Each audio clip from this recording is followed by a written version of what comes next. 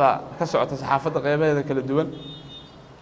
dhalinyarada maanta u taagan inay doortaan gudoonkooda marti sharafka kale iyo maamuuska oo dhammaan walaalayaal waxaan ku salaamayaa salaanta islaamka assalaamu calaykum waraxmatullaahi tacaala wabarakaatu salaan kadib sharaf gaar ah iyo maamuus bay noo tahay maanta inaan anigoo ku hadlayo gudoonka afka gobolka mudug inaan halkan soo istaagno oo aan xaqiijino habsame u socodka doorashada maanta ka dhacaysa gaalkacyo xarunta gobolka mudug oo ah gudoomiyaha saxafiyiinta ururka saxaafadda gobolka mudug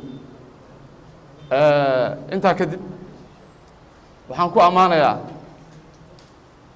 isku duwaha iyo ragga kale iyo guddiga inta ka soo shaqaysay inay fahmaan oo ay garwaaqsadaan inay tahay ururada bulshada siyaasadda nooga degsan dowlad goboleedka galmudug iyo gaar ahaan gobolka mudugba inay ayagu is doortaan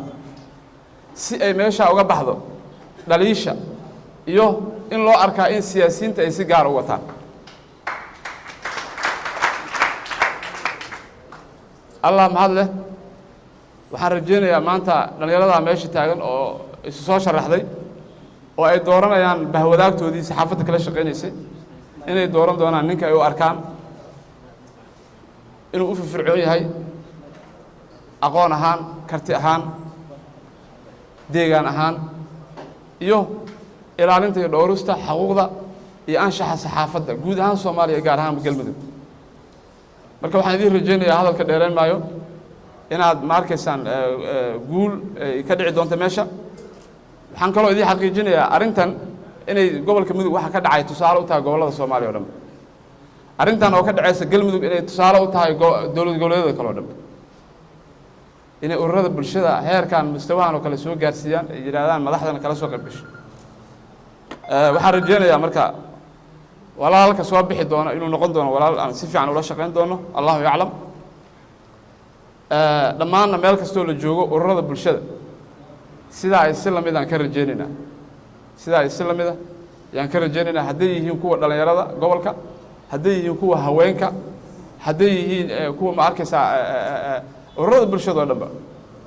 waa run sida uu duqa sheegay waayaa waxaan arkaynaa waraaqo socda waa waxyaalo aan qaarkood sharciga waafaqsaneyn anigu wuu ku hadlayaa afka xukuumadda gobolka mudug yacni maadaama aan wakiil u ahay dowladda urur ma jiro dhalinyaro haween oo maxalli ah shicib ah ilaa hadday wax qabtaan waa in dhexdooda iska soo doortaan taa waxay sahlaysaa in ayagu ay is yaqaanaan maadaama faragelin gaar aan lagu sameynin aad iyo aad baan u mahadsantihiin waa idiin hambalyeynayaa waxaan dib baan ka hambalyada iyo ka sheegi doonaa iyo fariinteenna maadaama salaanta iyo ararta iyo hordhaca aan qaadanay aad iyo aad baan u mahadsantihiin